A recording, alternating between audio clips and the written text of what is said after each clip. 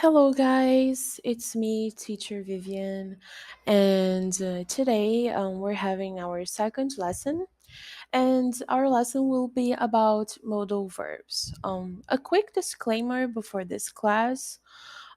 It's not going to be a really long class because I feel like since we are in the advanced level, modal verbs is probably something you are familiar with.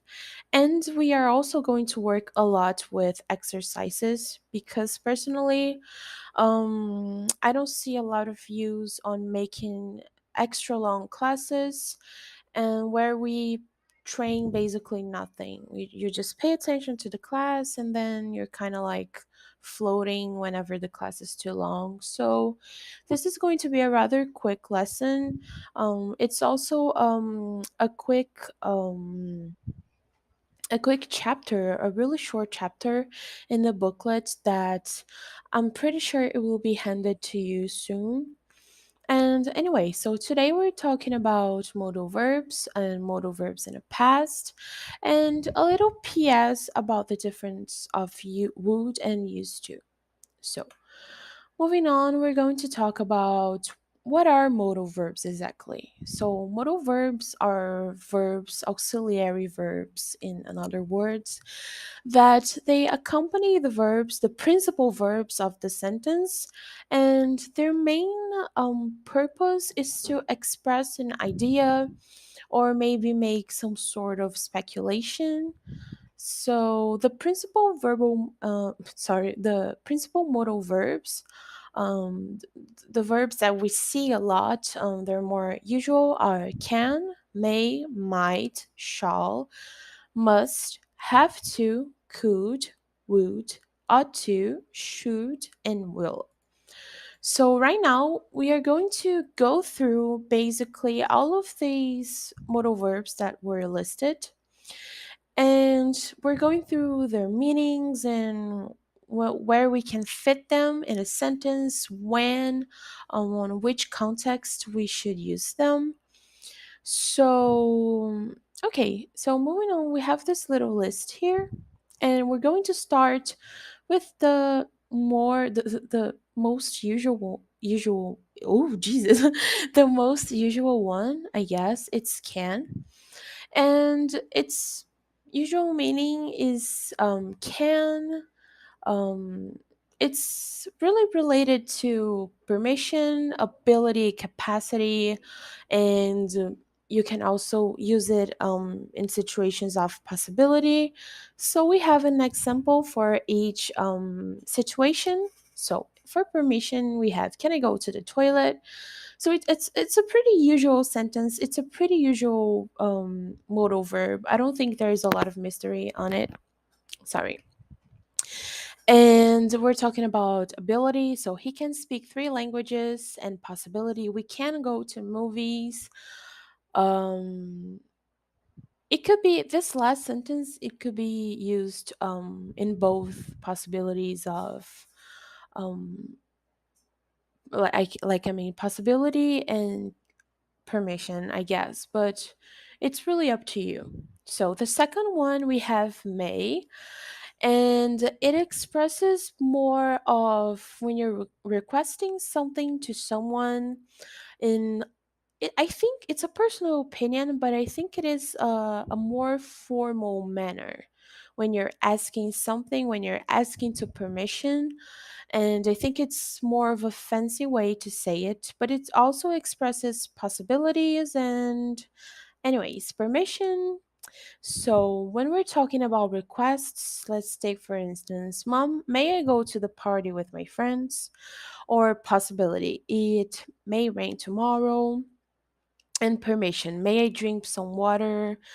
So, I think it's more fancy to say, may I drink some water rather than can I drink some water? I think it's really, um, I think you use can when you're like more intimate with the person.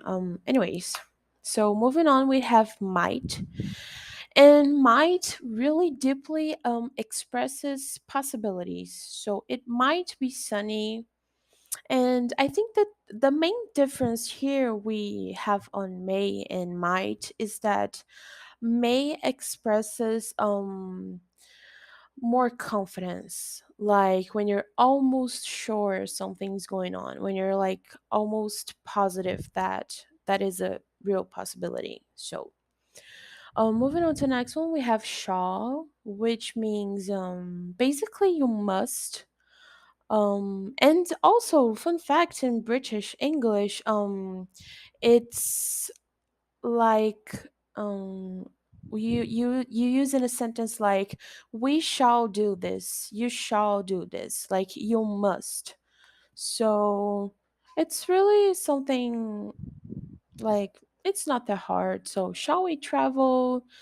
And in the future action, which is also another meaning, is I shall be there at 8. So and must is also around the same meaning. It's but it's more like obligation, you know. It's in a more strict way maybe. So it can be obligation, prohibition, or a simple deduction, just like may and might. But still must is more intense, you know. So obligation, you must pay your bills. Prohibition, you must not tell it to anyone. So under any circumstances is basically like an order you're giving to someone. Deduction, Laura must be sick, she didn't come to school today. So the person that's saying this is almost 100% positive that Laura is sick, you know, you see.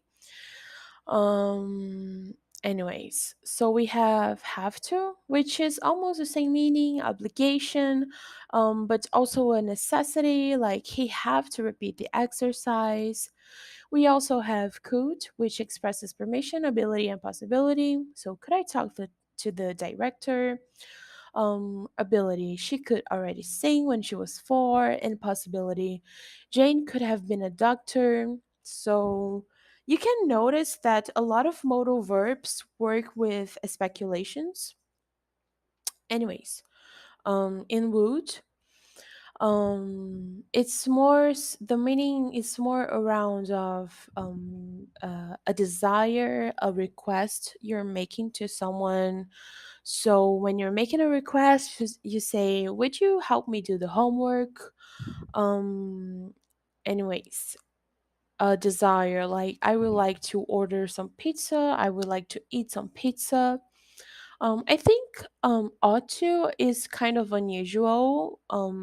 Sometimes when you don't have a lot of contact with literature, and anyways, so ought to is basically you need, you should, but you usually use it when you're giving someone an advice.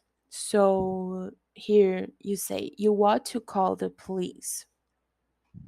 Should, I think it's one of the most common ones, which is you can rather use it while you're giving an advice or a recommendation or a suggestion. Like a recommendation, he should wear a suit to the conference, or a suggestion, he should tell her he isn't going.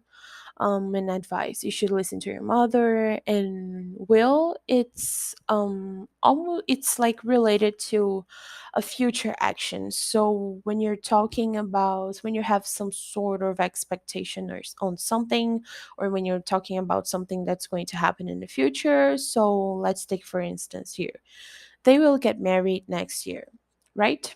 So now that we have gone through all of these, we're going to stop by quickly on the subject of modal verbs in the past. So it's really important to have in mind that modal verbs do not get the termination ed when they're in the past. So you do not flex the modal verbs in the same way you flex other verbs. Okay, such as, let's take for instance finish, when you put it in the past is finished, but that does not work with modal verbs.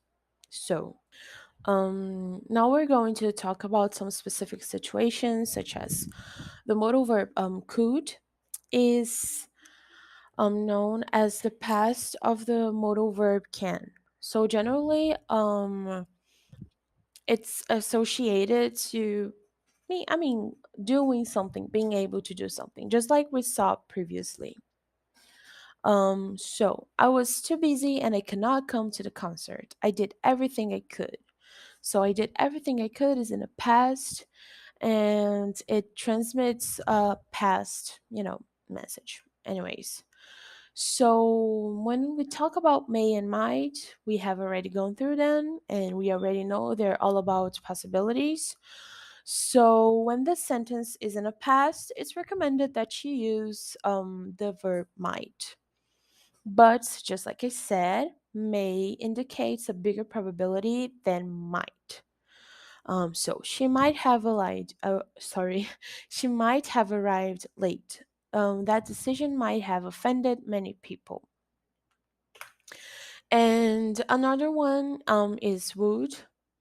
It's quite frequent. So when we talk about actions that used to happen in the past, and it's more specifically used when we're talking about something, for example, of our childhood, or something that you miss, when you're talking about a memory, or maybe something that used to happen in specific situations, specific contexts. So when you specificate that in a sentence, it's really likely you'd have to use the modal verb would.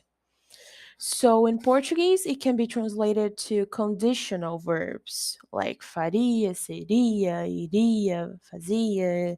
Anyways, so here we have an example, which is every time I got sick, my mom would bake a delicious chocolate cake. So now we have a PS, which is um sometime whenever you're studying, you might come across rules and used to, and many people get kind of confused. So we're going through them through their differences. So here's some tips on when to use rules and when to use used to. So when you're talking about something that used to happen a lot in the past, it is way more common to use the used to. So I used to go shopping every Saturday. I used to listen a lot of K-pop. So it's something that happened a lot. But in other hand, when we're talking about a specific context, such as um, I would listen to New Jeans whenever I got sad. So it's kind of a conditional, but it's not, you know. So you have to be really careful when using would, because you have to specificate the moment in the past. So it will look like a conditional. But would is really in a specific situation. Like here we see, every time I got sick, my mom would bake a delicious chocolate cake. So it like my mom used to make me a delicious chocolate cake whenever I got sick. So it wasn't like all the time. It was like when I got sick.